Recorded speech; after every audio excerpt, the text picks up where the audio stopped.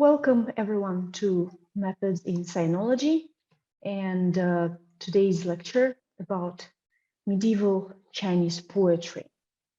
My name is Mariana Zorkina and I will be chairing today's event. And I am honored to welcome today's speaker, who hardly needs any introduction, Olga Lomová. Professor Lomová is a professor of Sinology and head of the Institute of East Asian Studies of the Faculty of Philology at the Charles University, Prague. She is also the director of the Jiang Jingguo Foundation International Sinological Center at the Charles University. Her research interests include medieval Chinese poetry, literary history and aesthetics, as well as some more contemporary topics such as intellectual transformation of China under the Western influence in the 20th century and the connection between ideology and culture in the PRC. She is author and co-author of many works published in both Czech and English, including a monograph on the image of nature in Wang Wei's poetry, a work on mourning the dead in the Chinese Middle Ages, multiple guides to Chinese literature and translations of Chinese works. Currently, she works again on multiple projects. Some of them are related to medieval poetry and literature, such as project on poems about things, 咏物诗, and project about medieval literature and culture with Bloomsbury. And she also heads a research group on intercultural communication between East and West at the Charles University Faculty of Art. This concludes my short introduction, and I'm giving the floor to Professor Lomová. Okay, thank you very much, Mariana, for introducing me. Maybe a very small correction. I am not director anymore. I'm very happy about it. But I am afraid it still hangs somewhere on the website, but I'm not director anymore. So this is a small matter just to put things straight. And then I would like to emphasize, because this is related to my talk today, I like publishing translations. I did a number of translations. The largest translation project I worked on was Sima Shi, but I don't translate poetry, and you will see why during my talk. Yes, so don't expect, if I'm introduced correctly as somebody who does translation, that I am translating poetry and somehow have some experience with this work. I avoid it, and you will see why. Well, I'm very, let's say, delighted to be part of this project.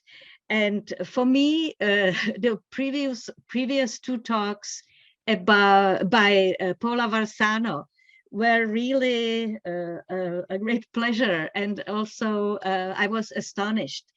Unfortunately, I could not be present, but I listened to the recording, and particularly the first talk when Paula introduced her approach, her personal approach, a bit of personal history in relation to poetry studies.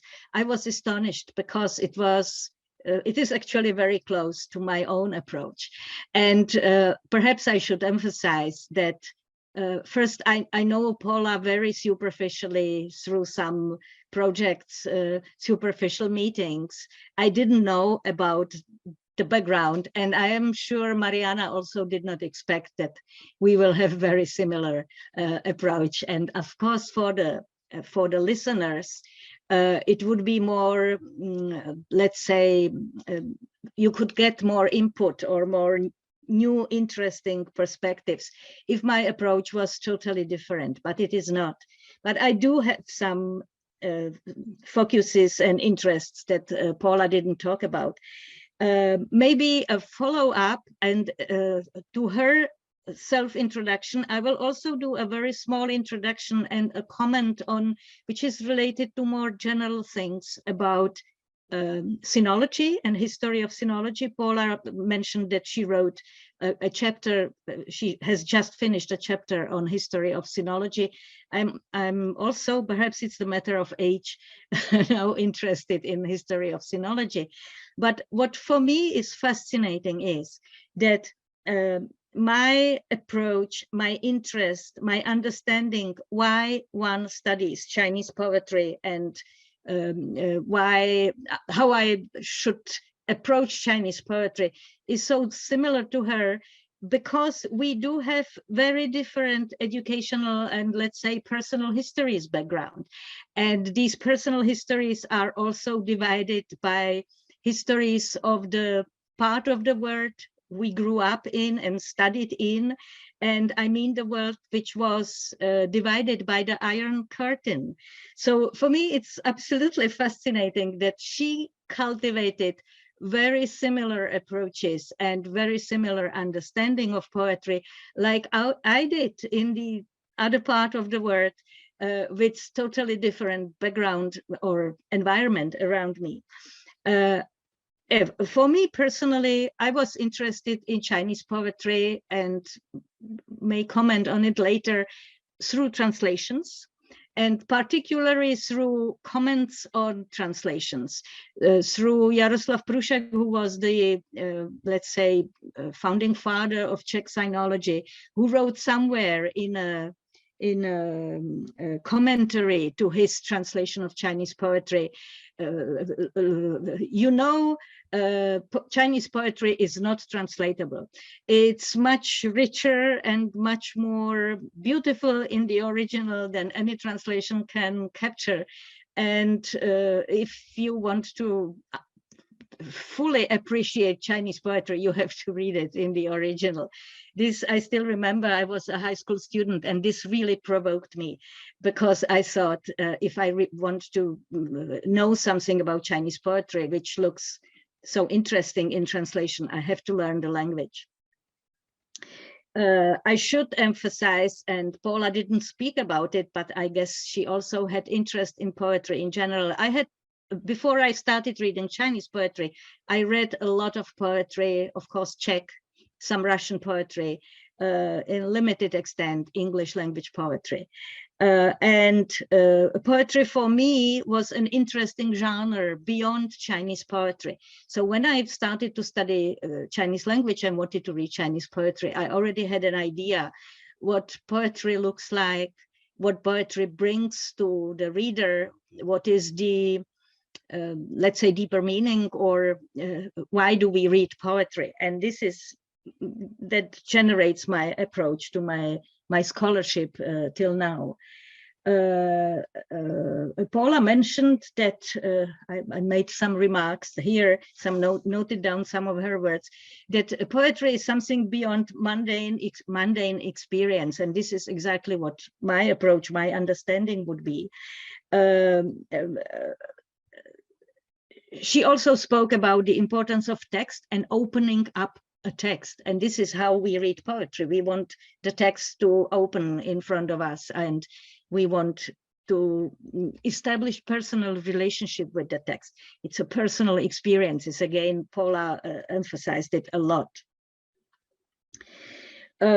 So let's say that when I started to study Chinese poetry, and then I started to teach Chinese poetry, my interest was, let's say, very selfish. I wanted to, what did I want to achieve? I wanted to read and enjoy Chinese poetry. This was my primary goal.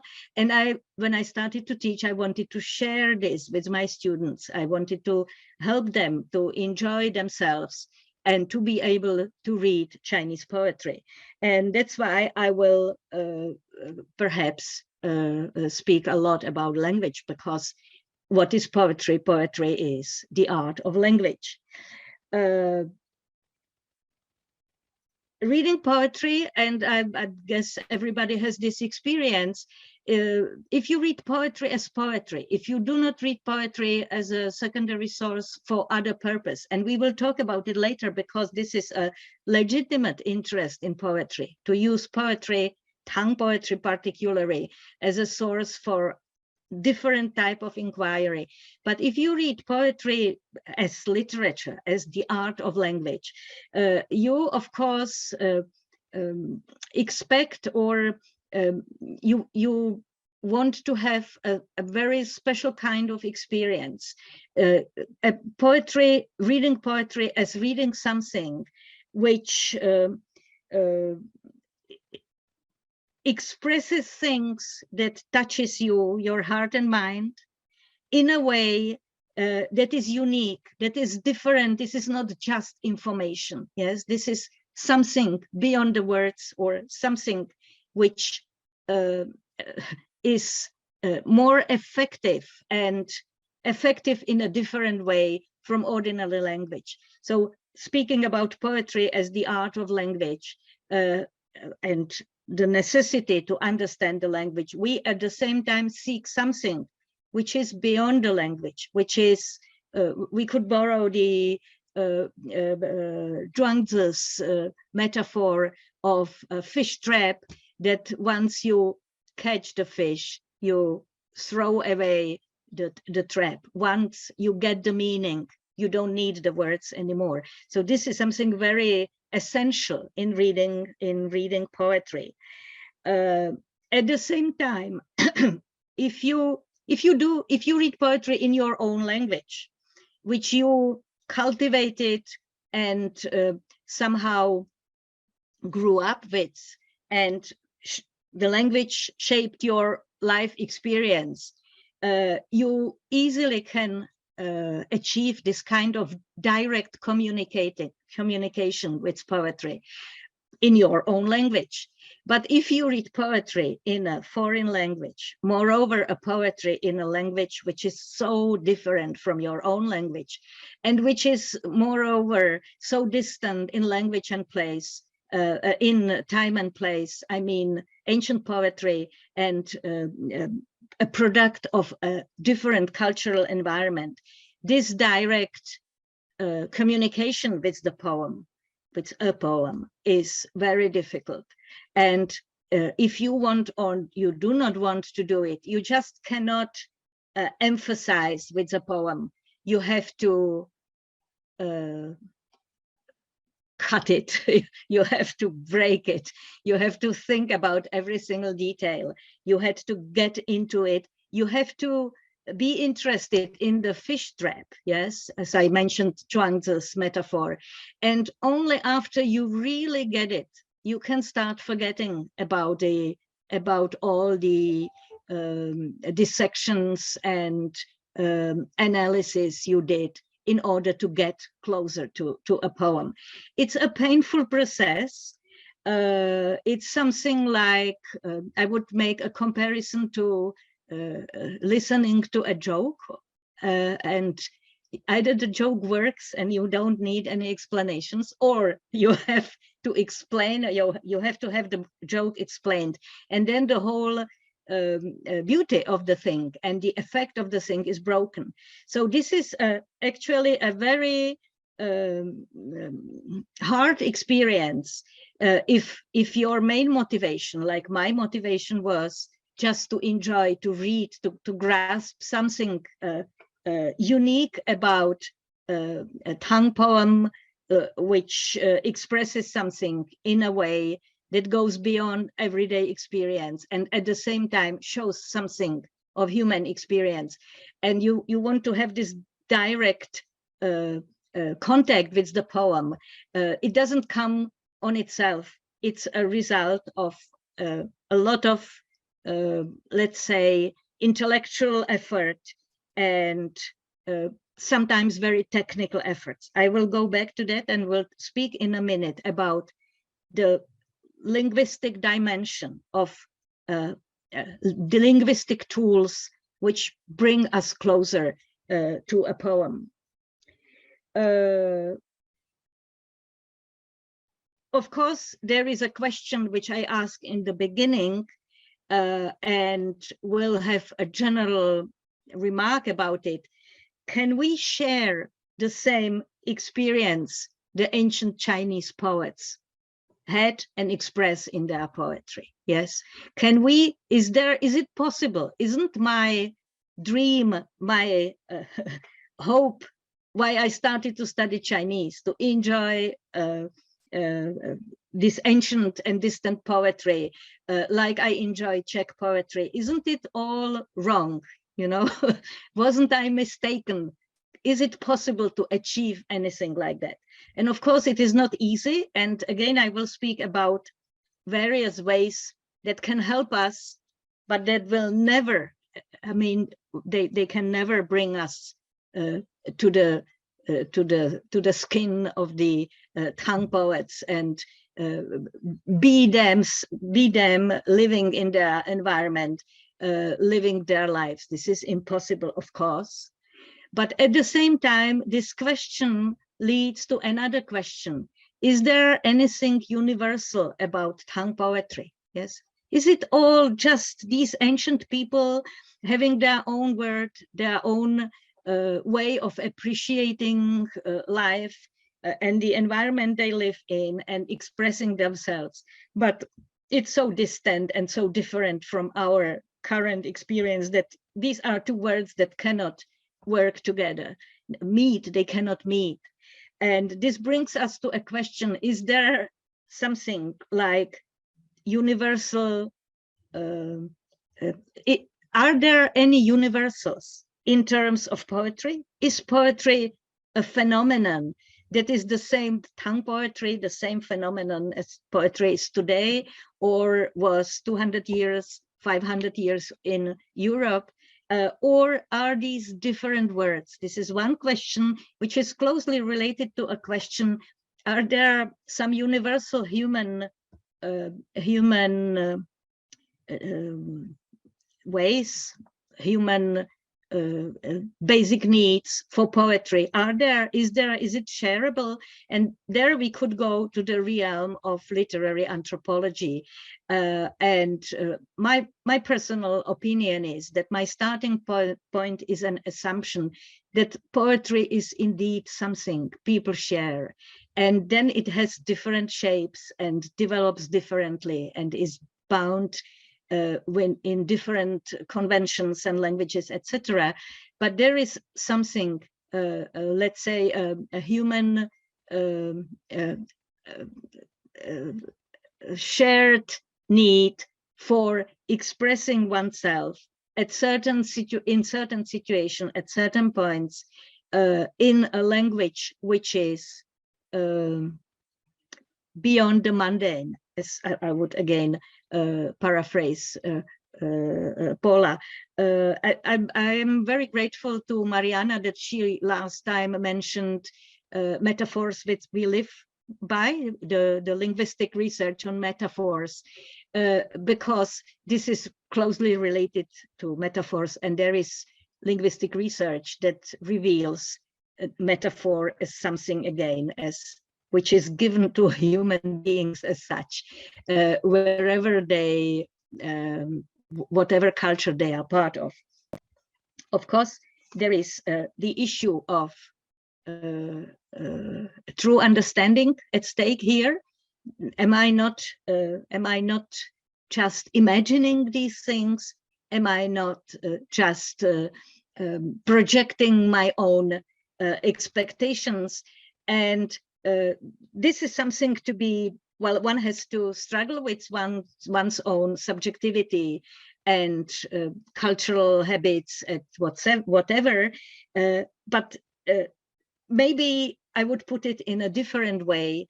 I would put it as a sort of a vanishing point somewhere in front of me, which I try to reach. I understand I will never reach it, but at the same time, I am convinced that this is the direction that can bring me closer to these ancient authors and bring me some understanding and enjoyment, which is not pure imagination of my mind, pure projection of my today's experience. Yeah.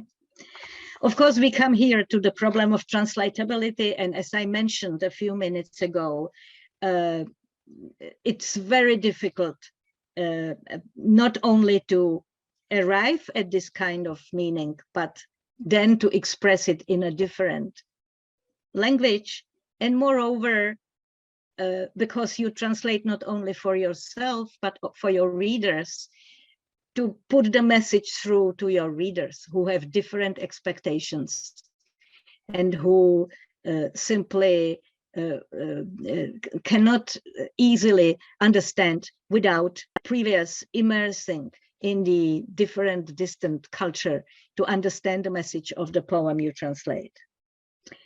I think this is just a brief introduction, and then I go. As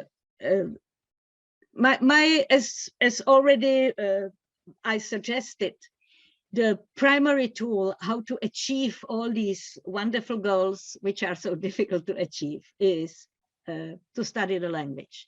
And linguistic background, linguistic knowledge is essential for my approach, and I think is essential for getting deeper, whatever direction further in your research you would take. And when I speak about language and linguistic tools, I have on my mind not only very careful use of dictionaries, but also awareness of the evolution of the Chinese language, of multi-layered quality of the language we encounter in Tang poetry, and the fact that the language expresses more than just an information, that they are shades of meaning. The language not only denotes, but also connotes, and it is interwoven into a rich cultural and literary environment or heritage. And it is not, if you read a poem, it doesn't work on its own. It is not just this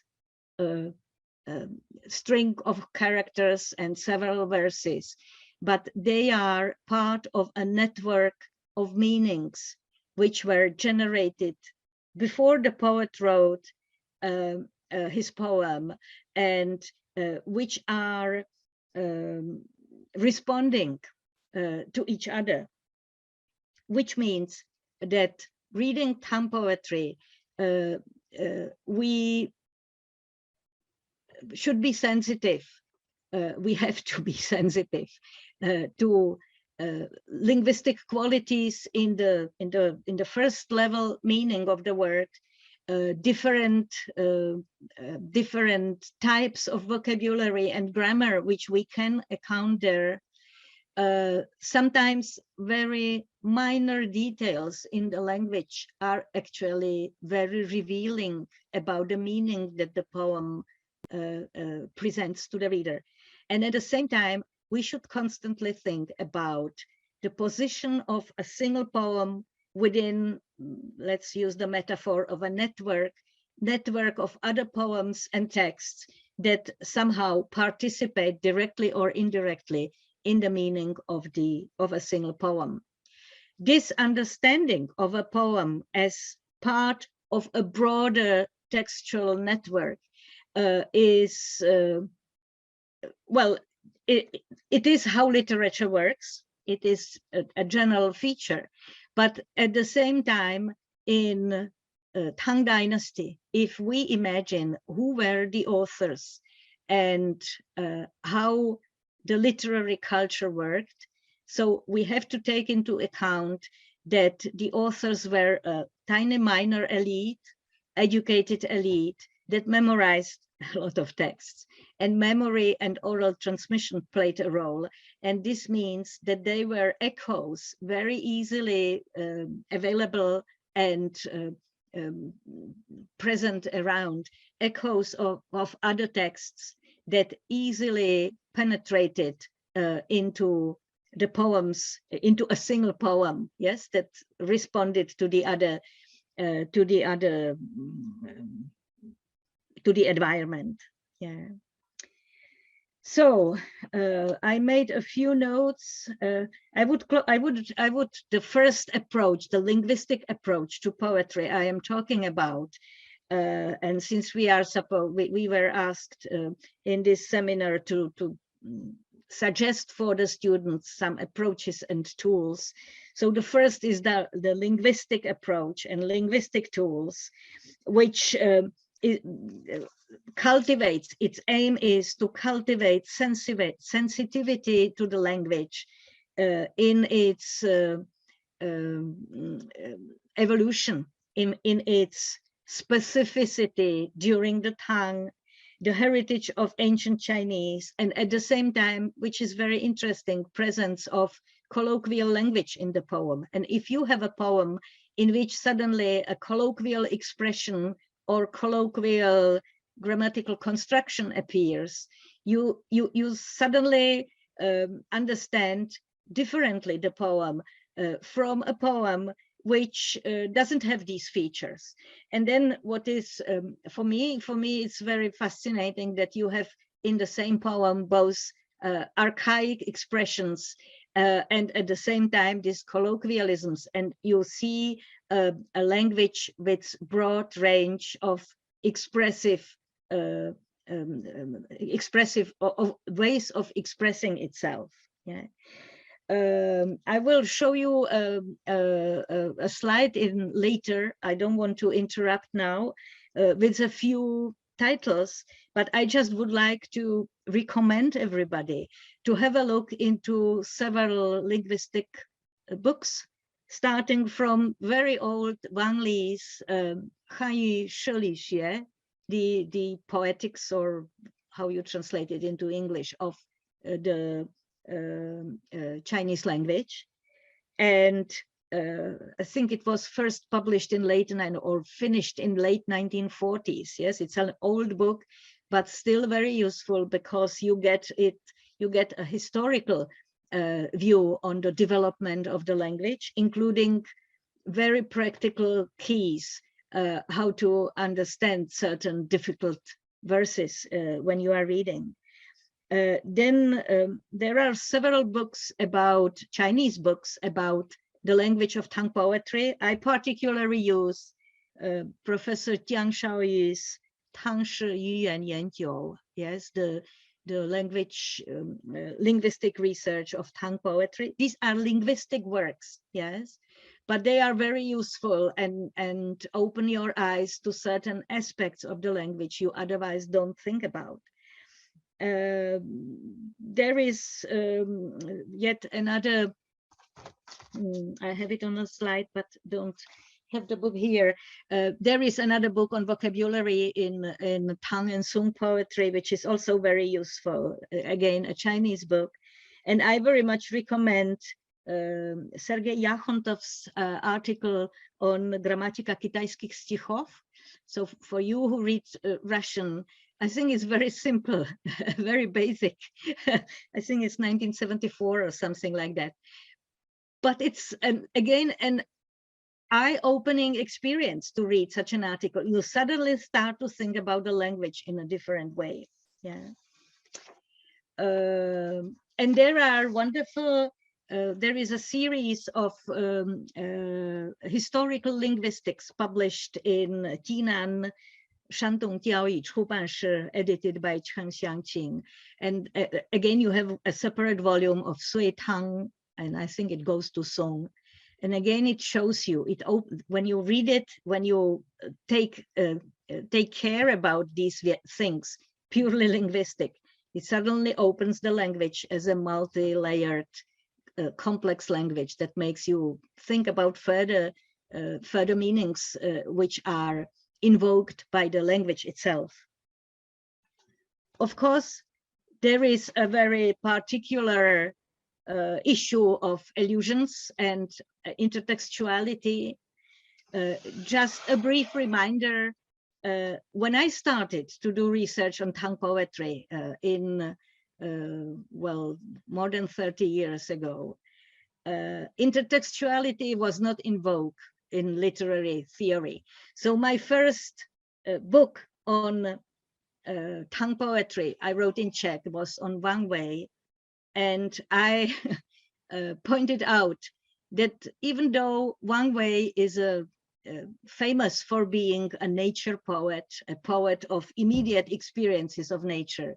He actually is very intertextual, and there is a lot of different types of intertextual references in his poems that enrich the direct observation of, or very often shape the direct, so-called direct observation of nature. And I was very criticized by my teachers. Yes, I was criticized, and my teachers told me, one of them told me, you are not right, and one way, this is pure experience of nature, and you don't talk about intertextuality, it doesn't make sense. Yeah, today intertextuality is quite in vogue, that I can follow a lot of research about intertextuality as an important tool in medieval poetry, and I mean early medieval poetry, and in Tang poetry as well. But until recently, the topic was rather, or for me recently, was rather on the margin. Talking about tools and advice to students, the fact of intertextual references of different types, it implies that you have constantly cultivate your own knowledge of much broader space of texts, and well, texts than the poems you just research in the moment. And of course, you will never master the early texts like the Tang poets mastered them when they composed their poetry, and well, just draw on this rich textual heritage without having to check the source of the allusion in a dictionary like we do it. Yes, but we have quite a number of tools which can help us, and the first one among them are good annotated editions of the text we want to study. And I usually advise my students, if you want to do something about Tang poetry, you choose your topic according to the good editions available, with good commentaries, with good well, critical editions that save you a lot of time just to get through the texts and understand them in their richness, in their full meaning, or full meaning as much as possible. Yeah. Maybe we will talk a bit, we may have some questions. It is not so simple that you have a good annotated edition and you just open it and you read it and you know everything and you can move over. It's much more complicated, again determined by all sorts of factors, including the education of the person who edited the volume. As to return to the case of Wang Wei, Wang Wei was really understood in the 20th century as a direct poet, and it took me some time before I discovered a very small booklet of Tang poetry, of Wang Wei's poetry in 1990s when I was in China, that mentioned intertextual references. Otherwise, you wouldn't find them in usual literature about Wang Wei.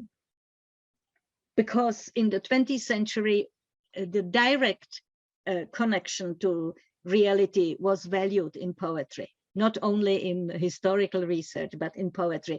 So Wang Wei was admired and read as a poet of direct experiences.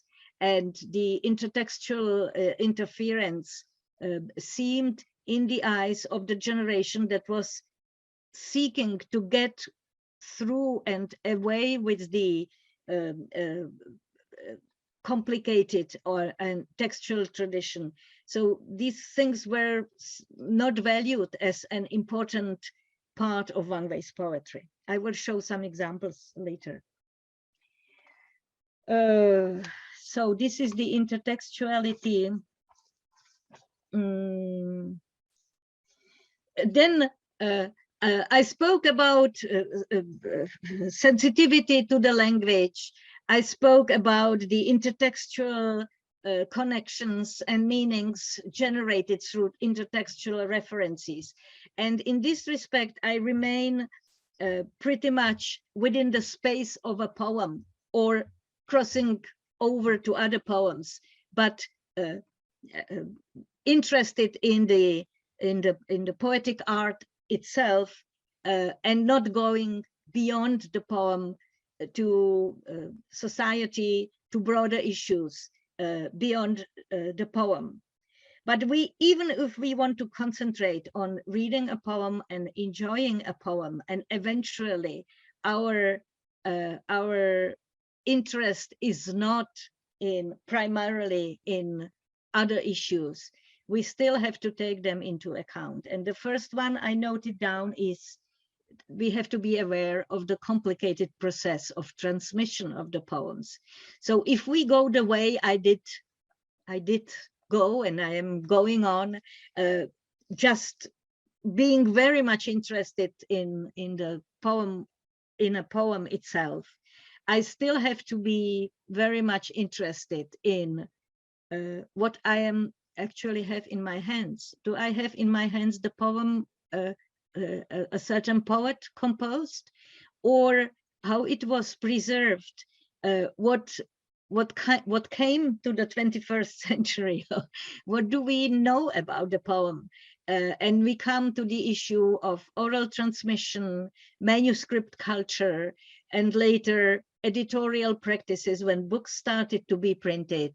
And we have to be aware and think about textual variants, and very often have to seek our own position on textual variants, and decide if we indeed want to do what I am doing, to have this close reading and very personalized reading. I also have to know what I read, and I have to position myself within the very complex issue of preservation and textual edition, textual history of editions of my poet, the one I am just now reading. Yeah, here again, invaluable work was done mainly by Chinese scholars.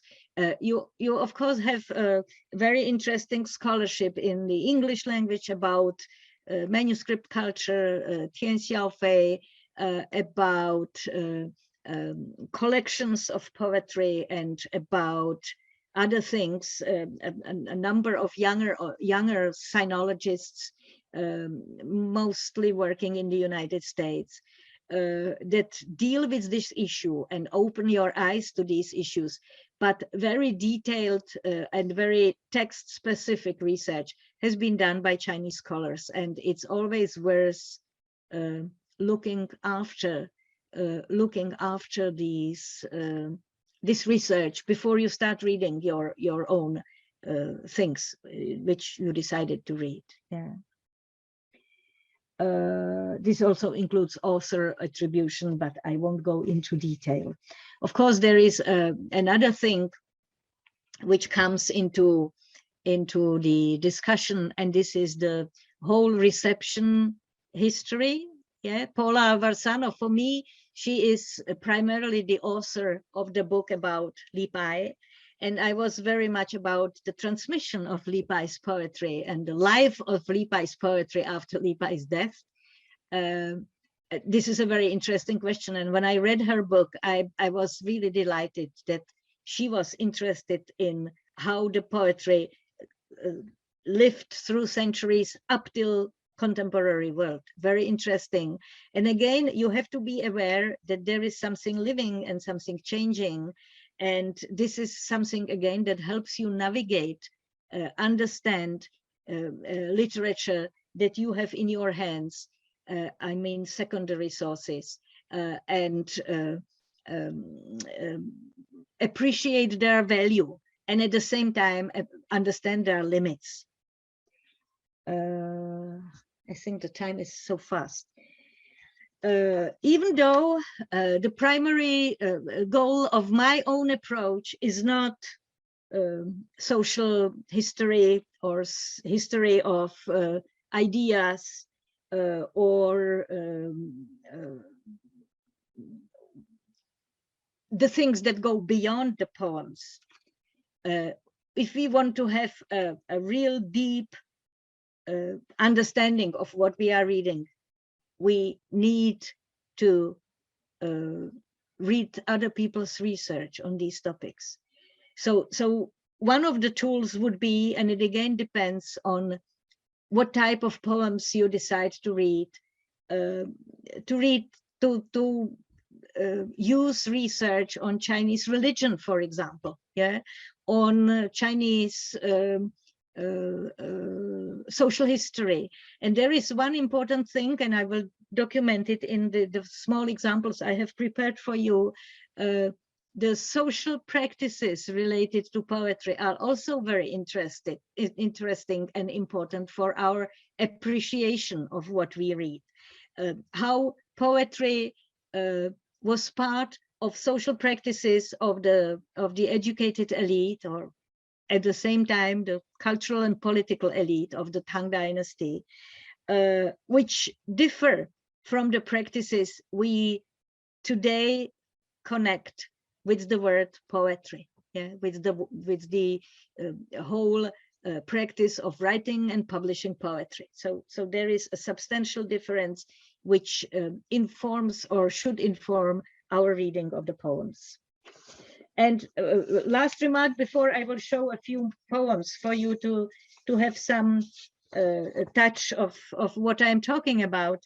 For me, my personal interest would be the relation of a poem to reality. Yes, how the poem expresses reality, and how what is real, what is meant to be real, what is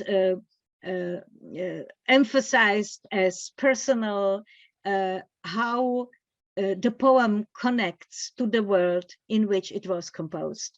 And there are, again, different modes of expression and different ways how to approach the reality beyond the poem, how to represent it, what to select in a poetic work. And the last thing before I show my PowerPoint, so far I spoke about,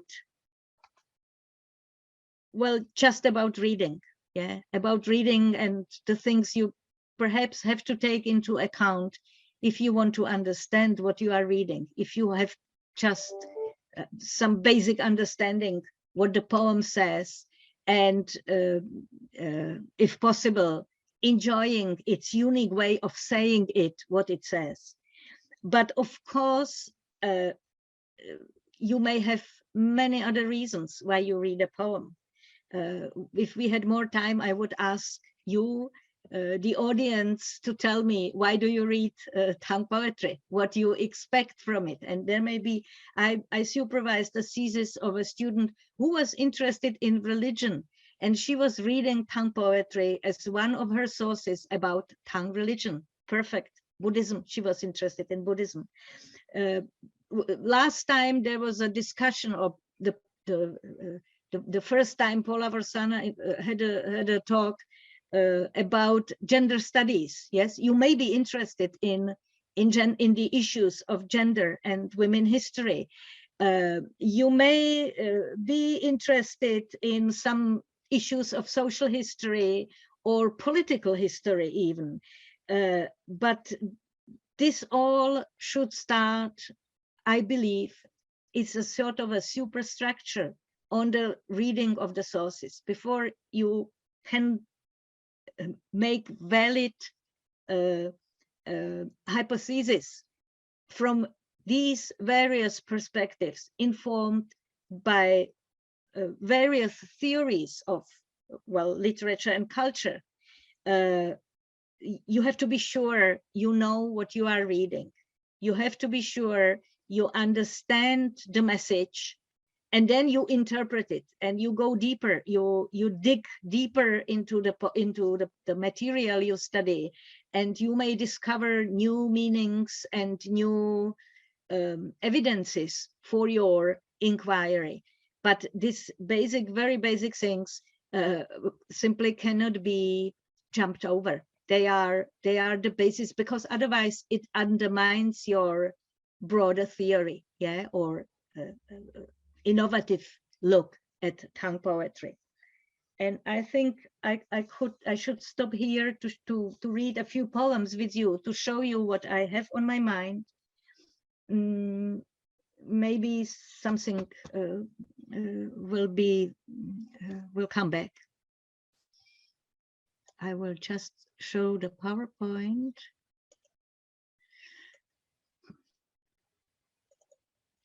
So do you see the PowerPoint now? Yes. Yeah. So this is the list of literature I mentioned, linguistic tools, and I find them as invaluable. I still remember when I started systematically reading tongue poetry, I don't dare to say how many years ago. I really struggled with the primary meaning. I just didn't understand the poems, yeah. And these books helped me a lot, or this type of books. I didn't give full bibliographies, but you can find it. And of course, I didn't have Hani Datsuden when I started to read tongue poetry. I had specialized dictionaries of medieval language, of the grammatical particles, etc. Yes, now it's much more convenient. You have all the tools you need to start reading, and that's why you can go deeper and further than my own approach, which eventually stops at the enjoyment of a nice poem. So I will show you one. I go back to Wang Wei, which was my first book on tongue or on Chinese literature. This is a very famous, simple poem, which has the title of Autumn Evening Living in the Mountains. I guess I have some notes here, but I don't know where. And it is a regulated poem which consists of 4 couplets, and it's quite well arranged according to the ideal format of a regulated poem. So you have a qi, an introduction, which sets the place and time of the poem. Then you have the second step in any regulated poem, which is the chang, the further development of the statement in the beginning in further details. Here in with the moon shining among the pines and a bright stream flowing across the stones. You can see in this couplet you have sensual appreciation of nature. Yes, you have light, you have feeling of cool, and you have movement. Yes, so you have a very complex couplet that embraces various sensual inputs when you are confronted with a natural environment. Then you have the third couplet, which somehow turns, breaks the previous smooth continuation, and suddenly human presence arrives at the scene. There are the washing women that return, and we know about their return only because the bamboo rustles, and they are ships of fishermen flowing down the street, which we know because the lotuses are moving.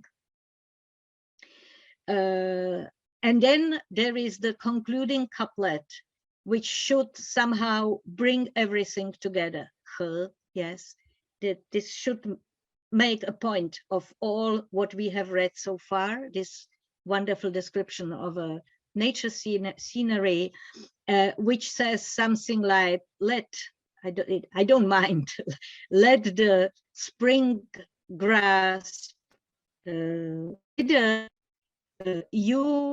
the grandson of the prince, you naturally can remain here. Yeah. So I marked something in colors. We will talk about it in a second. Just to sum up, this is a delightful, we know, autumn evening scenery, which speaks to all our senses. There is something very pleasing in this evening scenery, even though it is an autumn and it is an evening, which are in Chinese tradition immediately triggering melancholic emotions. And in the end, you have a very strange ending. Yes. Why do you talk about the grass that is withering and about a prince's grandson? By the way, such moments always alert you. If you don't quite understand why it is here, what does it mean? It alerts you to the presence of some intertextual reference. And of course, in ending a poem with an intertextual reference is one of the conventions of Tang poetry. Yeah. So what do we have here in blue color? Before I go to the intertextual references, in blue color, you have colloquial expressions. Lai as a suffix, yeah, one lai, it's a suffix in medieval Chinese, in Tang Dynasty Chinese. Sui yi is also very colloquial, yeah, and the adverb zi, I don't know whether I can simply say it's colloquial, but it sounds very spontaneous, yeah. So if you have a sentence, sui yi shema shema zi ke liu, yeah. So despite of that, whatever it is, you naturally can remain here. It's a very sort of spontaneous dialogue-like expression, which is in contrast. This type of language is contrast with the otherwise very imagistic, we could say, sensuous description of the scenery. Well, and then we go to the red, to what I read marked in red, and I put on the right side of the slide a small quotation. It is the ending of a famous poem, which is in Chu Ci, in the Chu anthology, and it was composed not by Qu Yuan, but during the Western Han Dynasty. And it is the poem which is called Zhao Yin Shi, calling back the hidden man. And it is, the poem itself is a dramatic description of wild mountains with dangerous beasts. The autumn is approaching and it is very dangerous to stay there. And in the end, the poet calls back the grandson of the prince and says, you come back in the mountains, you cannot stay very long. Yeah. So the source of the allusion is a poem that describes perils of the life in the mountains and naturally evolves to the concluding exclamation, please come back, it's very dangerous to remain there. They are the bears and leopards and cold winds and everything that is dangerous for a human being. So what does Wang Wei do? He just denies the source, yes, and it's a playful denial. What does he say? He say, of course you can stay here. It's perfect here. You could see how perfect it is in the above lines, yeah. And it turns out that this is a kind of playful composition that is addressing a friend, perhaps living in the mountains, in his mountain villa, or inviting him to stay here with me. We know about Wang Wei, his friendship with Pei and happy time together in Wang Wei's mountain villa. So you can see one way how you simply cannot understand Wang Wei's poem without paying attention to the illusion. Wang Wei apparently liked this illusion.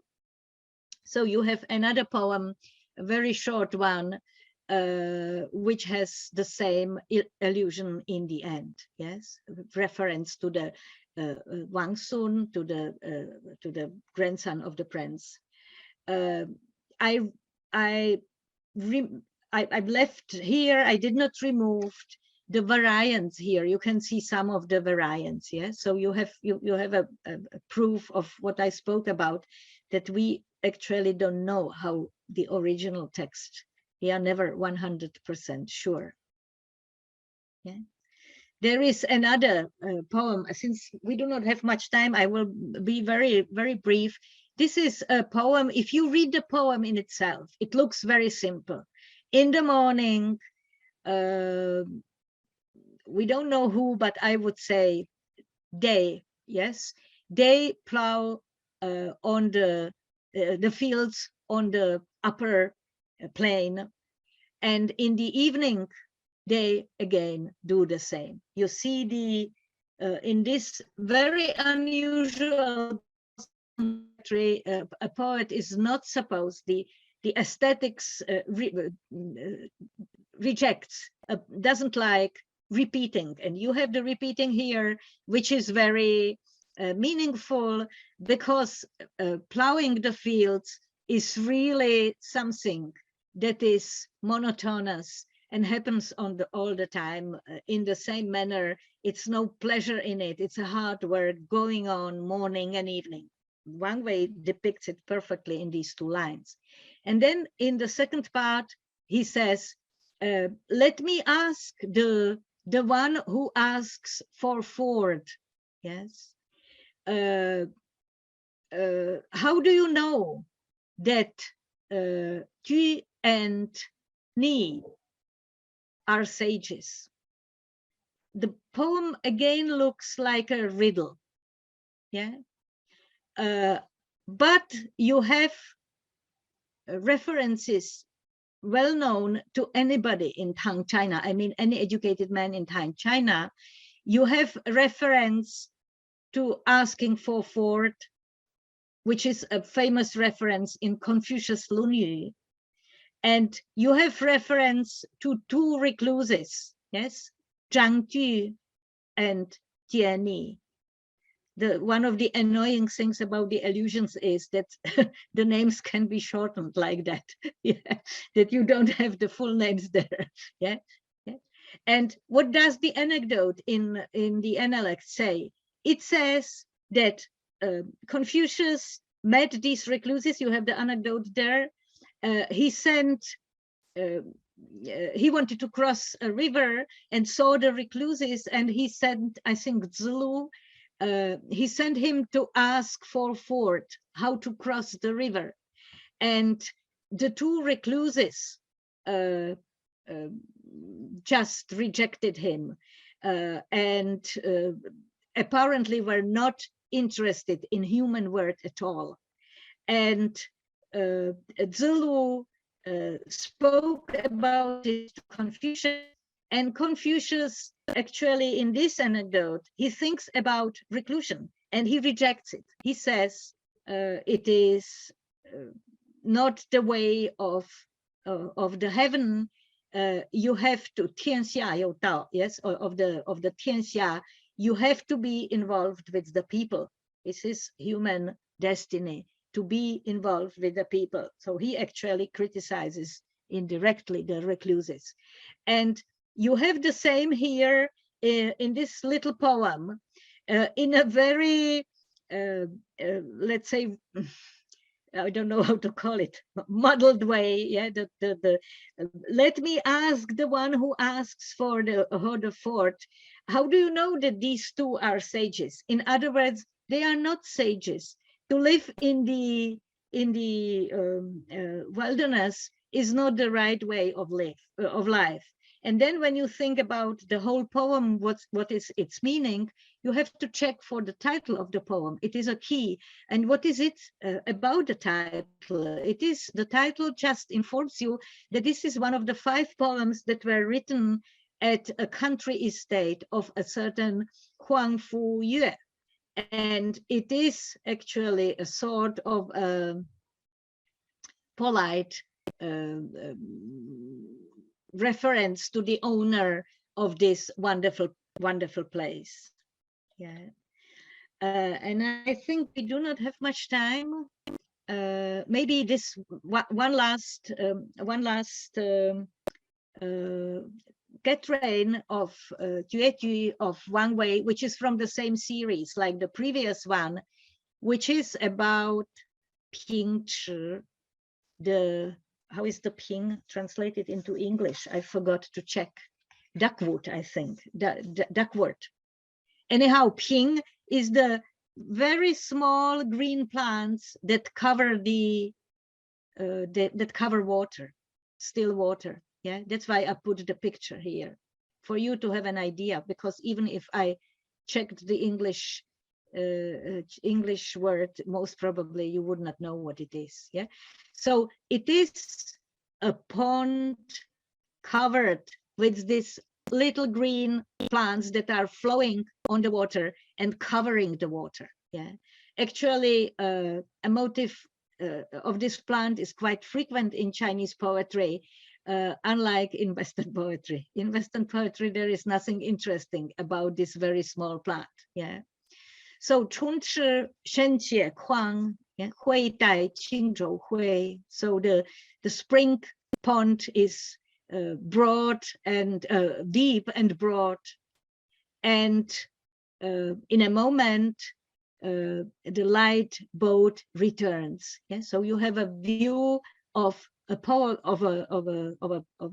broad pond and a returning boat, and then there is at least a sort of jump in description, and suddenly you have this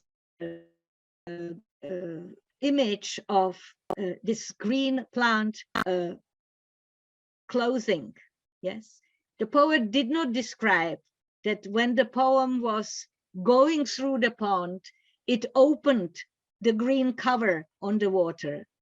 And he only mentions the green cover, the plants already closing behind the boat. And then there are, but I didn't find a picture that would be fitting here. There are the willow branches that again move over the surface of the water and the plants, and they open up the plants again. So what do we have here? Yeah, it is from the same cycle, but we have a very different poem. We have a poem that describes, I could say, an event, or actually 2 events happening in front of the poet's eyes. Yes, so in this case, we have a very direct observation of reality, an attempt to capture, like in a short film, events, what's going on the pond, which is covered with the duckweed. Yeah, and he's not so much interested in individual concrete details, like in the interaction of the details and in the events that are going on in this natural environment. And this is a kind of, let's say, realistic, and I use it with inverted commas, yeah, an attempt to capture the real world. The representation in this case is pretending to be a film-like print of a reality which is happening in time. This is not one moment. There is a time moving on in these events that happened on the pond. And this is the whole message of the poem, yes? Slowing down the time and looking at the natural environment, which lives in its own rhythm. Yeah, I think I have to unfortunately finish here. I had 2 more poems, or 3 more poems, but let's stop here. And I will be very much looking forward to your questions. Thank you for your attention. Thank you for this wonderful lecture. I will turn the video and the microphones on. So now whoever wants to ask questions is able to do so personally. Once again, you can, if anyone wants to ask a question, you can either raise your hand with reactions and then we will let you turn yourself on, or you can write your questions in the chat.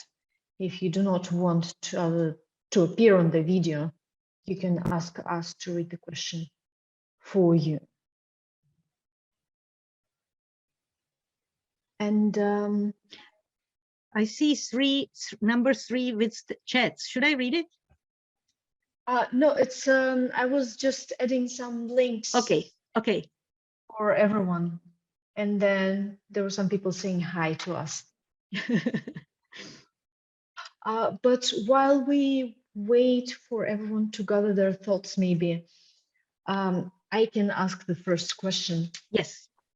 So in the very beginning of the talk, you mentioned how the things that were treasured in the modern society influenced our understanding of the medieval poetry. So you're saying that since modern society treasured, direct approaches at some point, it was also treasuring this exact thing in Wang Wei's poetry.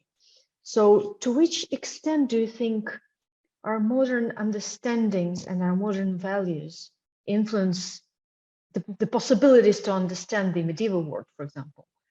Yes, that's I wanted to suggest that this is a big issue, that I am, let's say, among those who are optimistic that we can, to some degree, and it's of course never totally possible, but we can to some degree cross the boundary, cross the boundary and open up a little bit, enjoy the other different and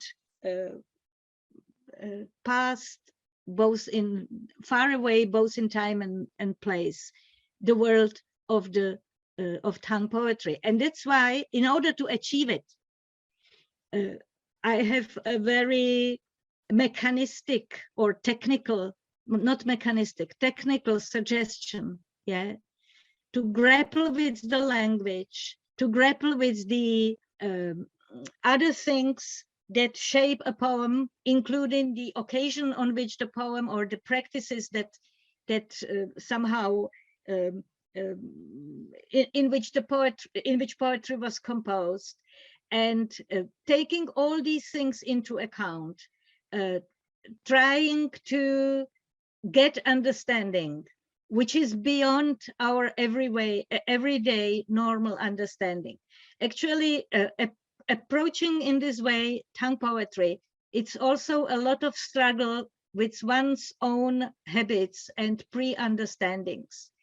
As a reader of poetry of your own language and time, you have some ways how to do it without thinking about it. Yeah, you just do it. You enjoy it and do it. Yeah. But when you start reading tongue poetry, you have to be aware of what you are doing, and this, what the tools I introduced. This is the linguistic tools, and also awareness of the social condition and the very fact what we have in our hands is something that helps us to go beyond our normal reading experience. Of course, it's never 100%, yeah, never, never, ever. But it's not only a matter of we today reading tongue poetry. I think it's the matter of any reading of something which is not of your immediate environment. It's only multiplied if you place the object of your interest in such a distant place and time. And you always put, you must be aware that you put something of yourself into it. But at the same time, you can overcome something. You can cast away something that is very personal, very subjective, and you realize it doesn't fit into the environment, into the literature you try to understand. Okay, thank you. We have a question from the audience, and I will read it. How can we identify colloquialisms in a poem? Are they marked in some dictionaries? Must be two-syllable words, for example. Thank you. Yes, this is a good question. They are not marked. I mean, in the poem, you just, it is there, yeah. So this is in the dictionary, you could have a mark. In the Hanyi you have it marked. That's why it's good to use this big dictionary, and that's why I read or read extensively linguistic literature, because this is what the linguists are interested in. Yes, the linguists, when they use poetry as a source for their linguistic inquiry, they are interested in the historical development of the language, and they point out, they perhaps give you evidence. This word started to be used only in the, I don't know, 8th century, and it's colloquial, it's used here and there, and then you can see it in your poem. Yeah, so it's a matter of linguistic knowledge, and very often there is one signal. This is a colloquial word that it just doesn't fit perfectly well the meaning. You know, you just don't quite understand what it is. What it does in this sentence. You understand all the characters, but it doesn't make sense. And very often these are either cases where there are some intertextual references or colloquialisms. And as for the colloquialisms, they are not necessarily two-syllable words. These are very often adverbs or well, mostly adverbs, and sometimes some particles which are single syllable. Yeah.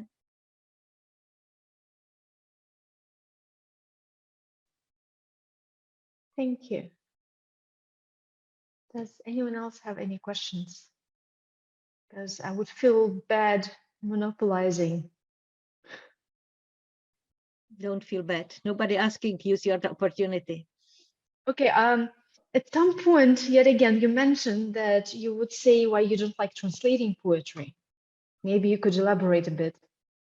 Because if it is so much, embedded in the language, you just imagine what happens if you translate a poem and you use the different registers of language, both the archaisms and the colloquialisms. It doesn't work. Yeah. And second thing is, if a poem is so much part of the network of other texts, the reader simply cannot, you would have to write footnotes. Yes, the reader cannot feel this intertextuality which feeds the meaning into the poem or gives it some something which goes beyond the very basic information you can get out of the simple sentences. So it doesn't make sense. I did some translations embedded in an essay. You know, writing an essay, and explaining all the things I hinted at in my talk. And then I included the poem and I commented on the poem. And some people liked it, but I was giving a talk at a Czech Translators Guild conference, and I was heavily criticized that this is not the way how to translate a poem. So the audience is not ready for this kind of reading poetry. Thank you. We have one more question in the chat. Two more questions. The first one is, tongue poetry study was dominant in the 19th century. Do you think this is an outdated field? How do you find new research gaps in the field? Okay, I'm not quite sure why 19th century is mentioned here. The first book, I mean real book, monograph on tongue poetry was published after the mid 19th century, and then there were some popular translations, but in Western synology, real research on tongue poetry started quite late after the Second World War. If I don't, yes, I should mention Alexeyev, the Russian sinologist, who was actually doing research on tongue poetry already in 1930s, for sure, between the wars. But Western sinology was not much interested in systematic study of tongue poetry. I don't talk about the translations, which are very often popular translations. Gap, I think this is a question. Paula also spoke about it. It's hard to say. I think you can discover new meanings in anything.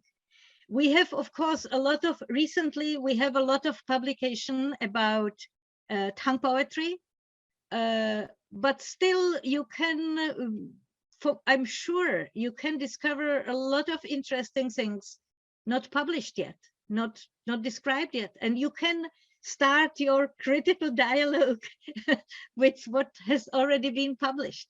So I wouldn't say it is a topic it's over, but I would say that there is, at least among my students, there is a declining interest in the topic, which I just cannot explain. I think one of the reasons is that it really takes time to get into. You really have to spend some time to start reading the poems with some ease. But at the same time, the life today is so fast, everything is so fast. And I can see among my students, there is much greater interest in modern things or 20th century Chinese literature, and very much in history, in modern history, much more interest than in ancient literature. So it's just, I don't know what conditions this. Thank you. Yeah, there was actually a correction in the chat that they meant 20th century. 20th century, yes. The second half, and particularly 70s, 80s, 90s, was a period of very intense research in tongue poetry. Maybe we will now have a rest and come back to it in some time. I don't know. But I would definitely not suggest to you, I mean, I suppose many of you are students, to think that everything was done and we don't have to, or we cannot do anything about tongue poetry. We rather do something different. Yes, and maybe I can add something to this. I know that Olga doesn't like digital humanities, as far as I know, but a lot of interest has recently shifted to digital exploration of tongue poetry.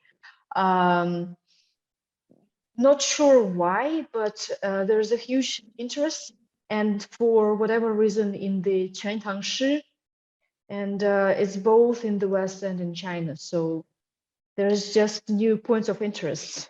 Yeah, it's related, you know, first I would say, I can't say I don't like it. I just don't see the point yet. I didn't study digital humanities in detail. I know it's a wonderful tool for locating things in the corpus of texts, but maybe it's because I am interested in individualized expressions, and this offers these broad pictures. But then what do you do with a broad picture if you have such a great variety of types of poetry included? But never mind. But this is a good point, that there is recently rising interest in digital humanities, in digital humanities approach to tongue poetry, because this is something which is relevant for all other topic researched about Chinese literature, that they always somehow echoes broader trends in the humanities. So it's not only tongue poetry, which is recently infatuated with digital humanities. Yes, digital humanities are simply around. It's a new wonderful approach wonderful in the sense that it gives you different perspectives and gives you different opportunities, but it's everywhere. It's not only in tongue poetry.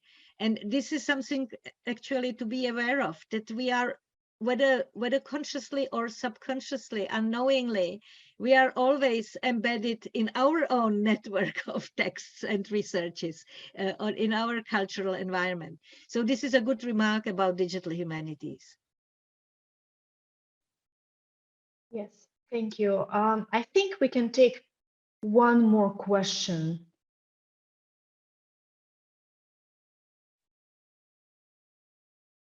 And if no one has any, then I will ask another question. Okay. I have many. Yet again, when you were talking about working with a poem, you mentioned that one can get some useful information from the title. But isn't this problematic, knowing how easily were the titles changed and rewritten in later collections? So the titles were often invented by someone entirely different from the poet. Actually, it can be very easily, and again, thank you for this question, because it fits very well to what I spoke about, but I didn't have time to go into detail. Yes. So first, title as a key to the poem. This is a given. Yeah, this is a given. This is something which is one of the basics about reading a tongue poem, that you I always tell my students, this is the first verse in the poem. Yeah, it is genre based. Yes, it has its tradition. It developed from previous times, and the titles are very often schematized. Yeah, you have these poems on the occasion of parting with somebody. Yes, you have poems on in response to somebody else's poem, or you have a poem on a certain conventional theme. You have Yunhuai poems and then variations of Yunhuai, etc., etc. So this would be the basic starting point. At the same time, you are right. I never did any statistics, so I don't know how common it is, but it happens.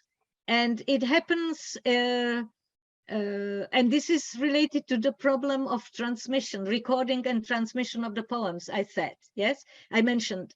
So you do your close reading, and you think about the language, and you have this fine and nice textual understanding of a piece of art. But you have to be aware that what you have in your hands, how much it is a piece, an authorial piece by a single poet, how much it is a result of later developments, and what might have crept in the later periods. But whatever the title, however the title may be changed, the title is simply understood in Chinese tradition of reading poetry till now, is regarded the key to the poem. So if the title is changed, it means that the whole reading of the poem is changed. Yeah, so you always have the title and the poem together. Maybe the title is fake. The poet had something else on his mind. Yeah, but we don't know. You always read the title and the poem together. That's what I would say. And you may then comment on it, saying, okay, this doesn't look authentic, etc., etc. Okay, thank you. I think we can stop here. Thank you again, Professor Lomová, for this amazing talk. And Okay. just a short reminder that the recording is going to be on our website, and you can always write to us, email or on Twitter if you have any extra questions. So Yes. thank you, everyone. We will take a short, yes. Yeah, I want to thank everyone for your attention, and I want to suggest everyone try to read Tang poetry for pleasure, whatever you do, whether you decide it's a good idea to do research or not, whether you whatever you think about my approach, try to have some fun with Tang poetry. Okay, goodbye. Thank you for your attention. Thank you. Bye.